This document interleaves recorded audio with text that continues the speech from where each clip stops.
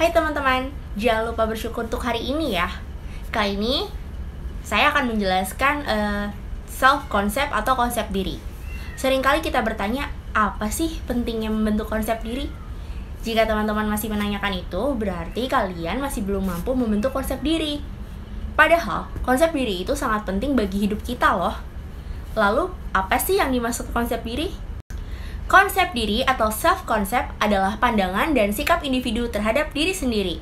Pandangan diri terkait dengan dimensi fisik, karakteristik individual, dan motivasi diri. Pandangan diri tidak hanya meliputi kekuatan-kekuatan individual, tetapi juga kelemahan, bahkan juga kegagalan diri. Konsep diri atau self-concept dikemukakan oleh Roger.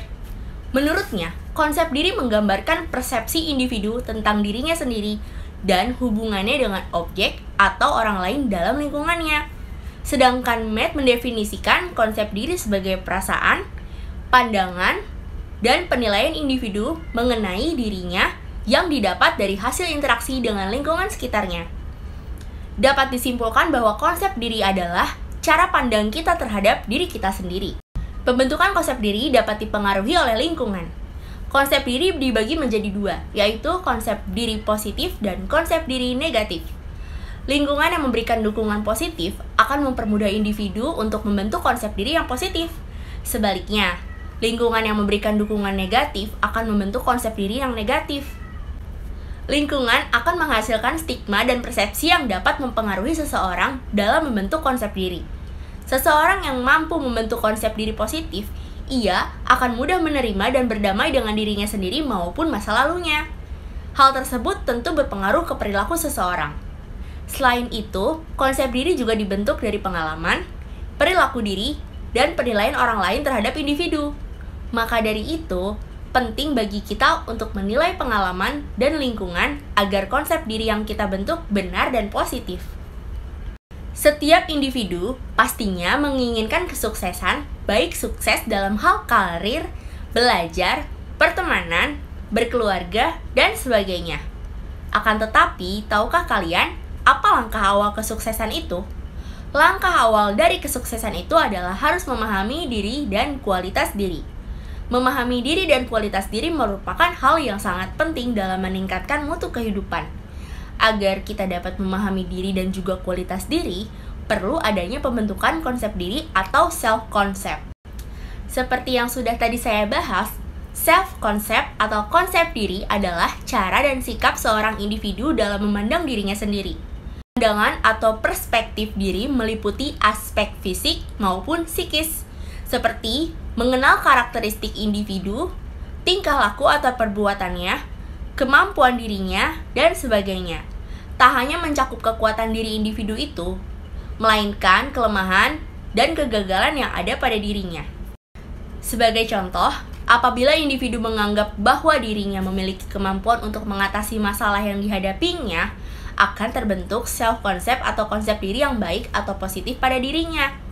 Namun sebaliknya, apabila individu itu menganggap bahwa dirinya tidak mampu atau dalam artian pesimis sebelum mencoba, akan terbentuk self-concept atau konsep diri negatif pada dirinya. Secara umum, self-concept terdiri atas beberapa komponen.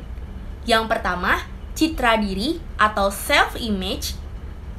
Yang kedua, ideal diri. Yang ketiga,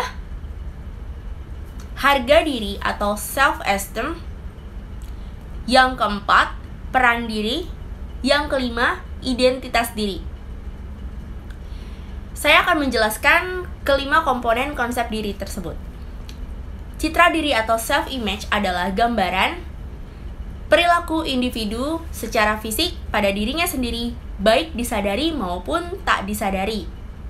Komponen self-image mencakup persepsi atau tanggapan baik di masa lalu maupun sekarang, terkait ukuran dan bentuk tubuh, serta kemampuan pada dirinya atau fisik.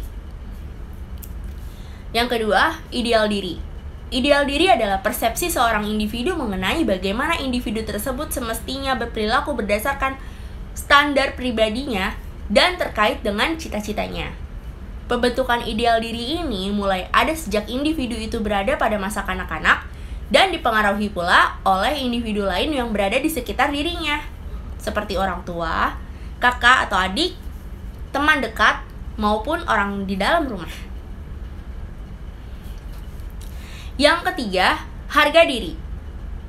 Harga diri adalah persepsi seorang individu akan hasil yang dicapainya dengan menelaah seberapa banyak kesesuaian perilakunya dengan ideal dirinya. Harga diri ini memang terbentuk sejak kecil, sebab adanya perhatian dan penerimaan dari individu dan lingkungan sekitarnya. Harga diri ini dihasilkan dari persepsi dan penilaian seorang individu terhadap dirinya terkait yang diharapkan dengan fakta yang ada pada dirinya. Apabila semakin luas ketidaksesuaian antara pengharapan dan fakta atau kenyataan di dirinya, akan semakin rendah rasa harga dirinya. Sebaliknya, apabila individu tersebut semakin mendekati ideal dirinya atau pengharapan atas dirinya dan menyukai atas apa yang dikerjakannya, akan semakin tinggi pula rasa harga diri. Yang keempat, peran diri. Peran diri adalah segenap bentuk sikap atau tingkah laku, nilai, dan tujuan yang diharapkan oleh suatu kelompok sosial terkait dengan fungsi dan peran individu dalam masyarakat atau kelompok sosial tersebut.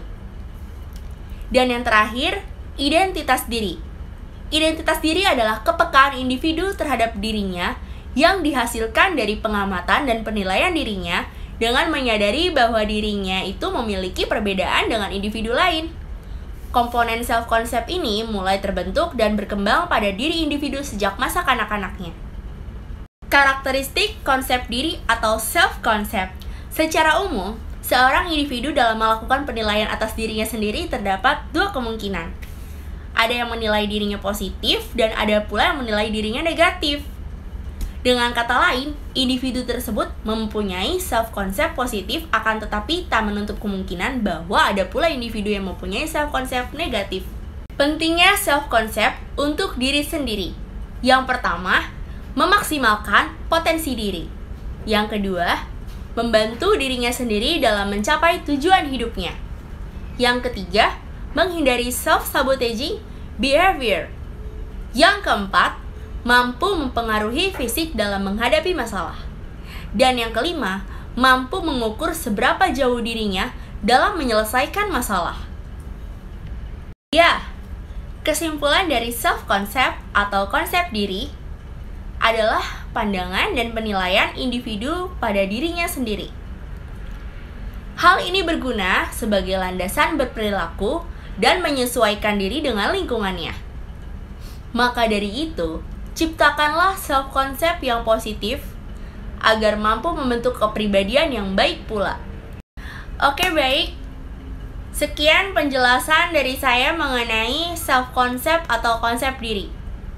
Saya Dinda Pradini Susilo mengucapkan terima kasih.